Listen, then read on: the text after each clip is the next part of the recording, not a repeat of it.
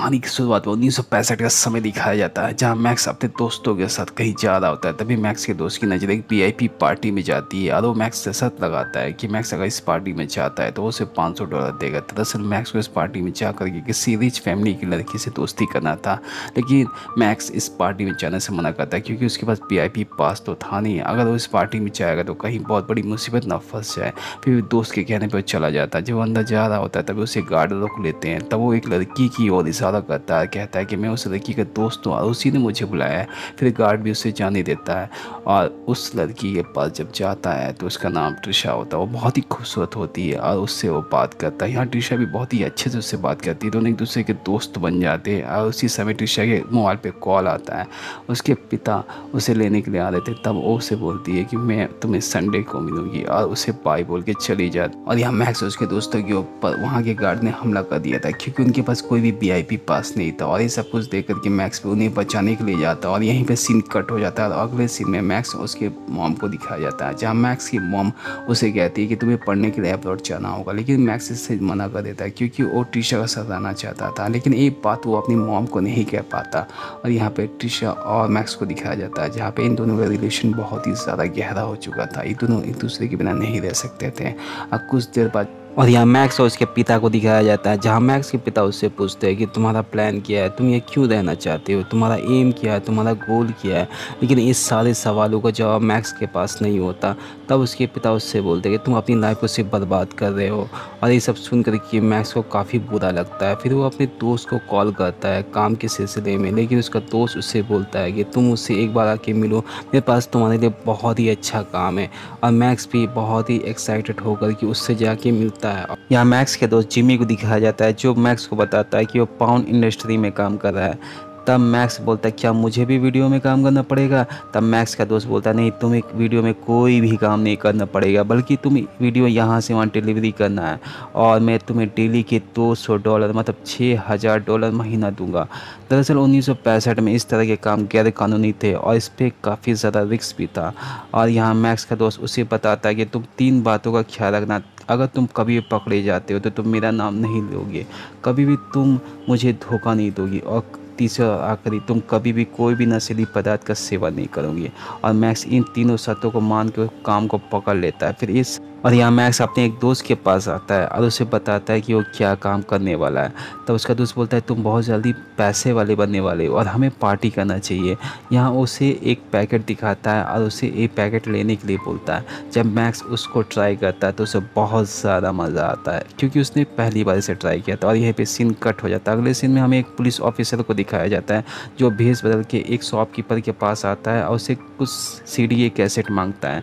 तब वो शॉपकीपर उसे देने से मना कर देता है। तब वो पुलिस वाला उसे कई सारे पैसे देता है और शॉपकीपर जैसे ही सीडी कैसेट बाहर निकालता है तो पुलिस वाला उसे पकड़ लेता है और उससे पूछता है ये गैर कानूनी काम तुम कब से कर रहे हो और तुम्हारे साथ कौन कौन है। और इतनी मार खाने के बाद वो फाइनली सारे लोगों का नाम बता देता है और गवाही देने के लिए भी तैयार हो जाता है। यहाँ पे हम मैक्स को देखते हैं जो अपना काम बहुत ही अच्छे से कर रहा होता है और अभी तक पुलिस के हाथ भी नहीं आया हुआ होता है और हर जगह उसके काम की तारीफ हो रही होती है। और मैक्स अपने दोस्त के साथ वही सफ़ेद पाउडर लेने के लिए पहुँच जाता है और ये मैक्स हफ्ते में दूसरी बार ले रहा होता है और मैक्स को इस बार फिर मज़ा आता है। तभी उसको ख्याल आता है कि उसे कहीं जाना था। दरअसल वो ट्रिशा के मम्मी पापा से मिलने वाला था और यहाँ मैक्स अपनी गर्लफ्रेंड ट्रिशा से मिलता है। ट्रिशा उसके ऊपर काफ़ी गुस्सा करती है क्योंकि रात के खाने के समय उसके माता पिता उसके काफ़ी देर तक इंतज़ार कर रहे थे। और यहाँ पर ट्रिशा बहुत ज़्यादा अपसेट हो जाती है। जब मैक्स उससे पूछता है कि क्या बात है तब वो बताती है कि वो प्रेग्नेंट है और बहुत जल्दी उसके बच्चे को जन्म देने वाली है। यहाँ मैक्स भी उसे गले लगा लेता है और शादी कर लेता है। और यहाँ पुलिस ऑफिसर को दिखाया जाता है जिन्हें मैक्स के बारे में पता चल जाता है और वो लोग इसके ऊपर नज़र रखने लग जाते हैं। यहाँ मैक्स सबसे बड़े डीलर से मिलने के लिए आता है। वो पूरी एरिया को वही कंट्रोल कर रहा होता है और वो जब मैक्स से मिलता है तो मैक्स की बहुत तारीफ़ करता है और बोलता है मैक्स अगर तुम इसी तरह काम करोगे तो तुम लाइफ में बहुत आगे निकलोगे, और ढेर ज़्यादा पैसा उसे देता है। और ये वो पैसा लेकर के मैक्स वहाँ से चला जाता है। मैक्स अपने दोस्त जिमी के पास जाता है। जिमी इतने ढेर सारे पैसे देख कर के काफ़ी एक्साइटेड होता है और इसके बाद मैक्स और भी ज़्यादा क्वांटिटी में माल यहाँ से वहाँ डिलीवरी करता है, जिसके लिए उसे एक्स्ट्रा पैसे भी दिए जाते हैं और उन पैसों का वो गलत चीज़ों में इस्तेमाल करता है। और इस बार वो जब इसका इस्तेमाल कर रहा होता है तो उसके मुंह से ब्लड भी निकलता है, लेकिन इन चीज़ों पे वो ध्यान नहीं देता। यहाँ वो अपनी पत्नी के साथ टाइम बिता रहा होता है, तभी दोस्त का कॉल आने पे वो चला जाता है। इससे उसकी पत्नी काफ़ी नाराज़ होती है, लेकिन वो कुछ कहती नहीं है। और यहाँ मैक्स जब अपने दोस्त के साथ जा रहा होता है तो अचानक 2 पुलिस ऑफिसर उसे पकड़। दरअसल मैक्स के पास सफ़ेद पाउडर होता है, जिसके कारण वो पुलिस ऑफिसर इसे पकड़ के जेल में बंद कर देता है। और यहाँ मैक्स को भी समझ में आ जाता है कि वो बहुत बड़ी मुसीबत में फंस गया है। ये कुछ देर बाद एक और ऑफिसर को इसकी जानकारी होती है। वो मैक्स को बारे में पूछता है और बोलता है कि तुम उसे जल्द से जल्द मैक्स को छोड़ दो, क्योंकि अगर मैक्स जेल के अंदर रहेगा तो हम असली मुसीबत तक नहीं पहुंच सकते, जो असली सीडी का मालिक है। यहाँ मैक्स को छोड़ दिया जाता है। मैक्स अपने घर जाता है और ट्रिशा उसको देख करके उसके ऊपर काफ़ी नाराज़ होती है। बोलती है तुमने मेरा और मेरे बच्चे की ज़िंदगी बर्बाद कर दिया है, क्योंकि मैंने अपने घर अपने परिवार को सब तुम्हारे लिए छोड़ दिया, लेकिन तुम मुझे कभी भी टाइम नहीं देती हो। और जब वो बोल रही होती तब उसके पेट में अचानक दर्द होने लग जाता है। दरअसल वो बच्चे को जन्म देने वाली होती है और यहाँ पर ही मैक्स भी उसे लेकर अस्पताल जाता है। मैक्स बहुत ज़्यादा अपसेट होता है अपनी इस हरकत को लेकर के। यहाँ मैक्स के पिता उसके पास आते हैं और उससे बोलते हैं कि तुमने अपनी ज़िंदगी तो बर्बाद कर दी है, लेकिन तुम अपने बच्चे की ज़िंदगी बर्बाद मत करो। तुम जो भी गलत काम कर रहे हो उसे छोड़ दो, क्योंकि इसका अंजाम अच्छा नहीं होगा। यहाँ मैक्स भी सब सुन रहा होता है, लेकिन वो कुछ भी नहीं कहता है, क्योंकि वो जान रहा है कि वो बहुत बड़ी गलती कर रहा है। जब यहाँ मैक्स अपने दोस्त के घर जाता है तो उसे बहुत ज़्यादा गंद स्मेल आ रही होती है। जब वो रूम के अंदर घुसता है तो देखता है कि उसके दोस्त की मौत हो गई थी। दरअसल मैक्स के दोस्त ने हद से ज़्यादा डोज ले लिया था, जिसके कारण उसकी मृत्यु हो गई थी। यहाँ मैक्स भी अब हद से ज़्यादा नशा करने लग गया था, जिसके कारण उसकी भी अब तबीयत ख़राब होने लग गई थी। यहाँ मैक्स अपने आप को संभालता ठीक करके दूसरे दिन जब डिलीवरी करने के लिए कार को लेकर निकलता है तब उसका बॉस उसे बुलाता है। उससे पूछता है कि मैक्स तुम्हारे पॉकेट से ये सफ़ेद गोलियां मिली है, ये असल में क्या है? तो मैक्स बोलता है कि ये सफ़ेद गोलियां असल में सिर दर्द की गोली है। तो उसका बॉस बोलता है कि अगर मुझे कभी भी पता चला कि तुम कुछ नशीली चीज़ का इस्तेमाल कर रहे हो तो मैं तुम्हें काम से निकाल दूँगा। और उसे पैसे से भरा बैग दे देता है और एक बार वार्निंग भी देता है।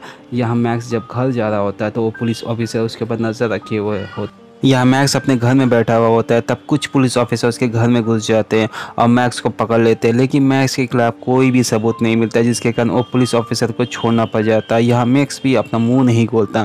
फिर अगले दिन मैक्स से मिलने के लिए जिम्मी उसके घर आता है।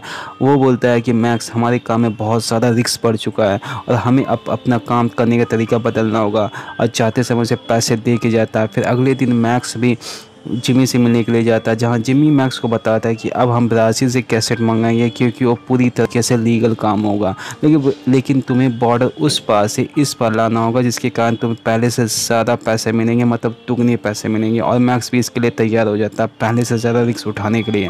लेकिन जब मैक्स कैसेट यहाँ से वहाँ डिलीवरी कर रहा होता है तो वो पकड़ा जाता है, जिसके कारण उससे जेल हो जाती है। यहाँ पे मैक्स के खिलाफ कोई भी इंसान गवाही देने के लिए आता है, या तो मैक्स उसे पैसों से खरीद लेता है या तो जान से मरवा देता है। और इसकी जानकारी जब उस पुलिस ऑफिसर को चलती है तो वो पुलिस ऑफिसर बोलता है कि मैक्स, तुम इतने नीचे गिर जाओ कि मैंने कभी सोचा भी नहीं था, तुम इंसान से जानवर बनते जा रहे हो। और यहाँ मैक्स को दिखाया जाता है जहाँ उसके खिलाफ कोई भी सबूत नहीं मिलता और वो रिहा हो जाता। वो पुलिस ऑफिसर उसे देख रहा होता है, वो जानता है कि वो कुछ भी नहीं कर सकता है।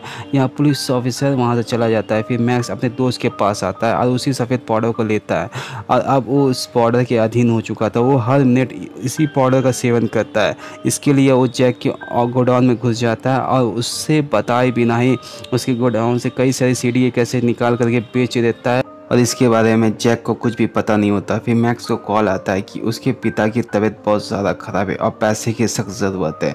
यहाँ मैक्स भी अपने दोस्त के पास जाता है और कुछ पैसे की मदद मांगता है, लेकिन उसका दोस्त पैसे की मदद करने से मना कर देता है। वो बोलता है कि तुमने कई सारी वीडियो कैसेट बिना बोले ही बेच दिए, इसलिए मैं तुम्हारी मदद नहीं करूँगा। और मैक्स को पैसे नहीं मिलते, जिसके कारण उसके पिता की मृत्यु हो जाती है। यहाँ पर ही मैक्स की पत्नी को दिखाया जाता है, जो मैक्स के बिहेवियर को देख करके काफ़ी ज़्यादा परेशान थी, इसीलिए वो अपने बच्चे को एक बेबी सीटर के पास छोड़ करके चली जाती है बार में। और यहाँ पे मैक्स जब घर आता है और यहाँ मैक्स अपनी पत्नी को ना देख करके काफ़ी परेशान हो जाता है। फिर वो भी उसी बार में चला जाता है और ट्रिशा को समझाने की कोशिश भी करता है, लेकिन ट्रिशा को सुनना ही नहीं चाहती थी।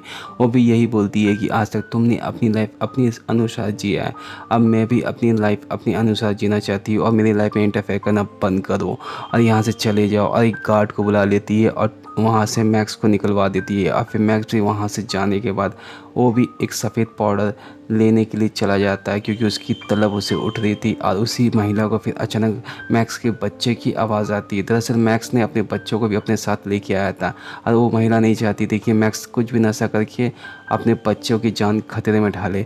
और फिर वो मैक्स को कुछ भी नहीं देती। फिर मैक्स के पास एक और लेडीज़ आती है, उसके पास भी यही नशे का सामान था, और कुछ पैसे लेकर के वो नशा का सामान दे देती। लेकिन मैक्स जब वो सामान देखता है तो वो असल में नकली होता है, और फिर वो उस महिला के पीछे जाता है उसे पकड़ने के लिए। जब वो जा रहा होता है तब उसके पीछे उसका बेटा भी उसके साथ साथ चला जाता है, और सामने से अचानक एक कार आ रही होती है और उस बच्चे का एक्सीडेंट होने ही वाला रहता है। तभी मैक्स आकर के अपने बच्चे को बचा लेता है, जिससे मैक्स को अपनी गलती का एहसास होता है। उसे पता चल जाता है कि उसकी बुरी आदतों के कारण आज उसके बच्चे की जान जाने वाली थी, और फिर वो कसम खाता है कि वो आज के बाद कोई भी बुरा काम नहीं करेगा। फिर मैक्स अपने पिता के कब्र के पास जाता है और उनसे सारी गलतियों की माफ़ी मांगता है, और फिर इसी तरह इस कहानी का, इस फिल्म का अंत होता है। उम्मीद करते हैं फिल्म आपको अच्छी लगी होगी, तो प्लीज़ चैनल को सब्सक्राइब, वीडियो को ज़रूर लाइक करें। मिलते हैं अगले वीडियो पे। Thank you for watching.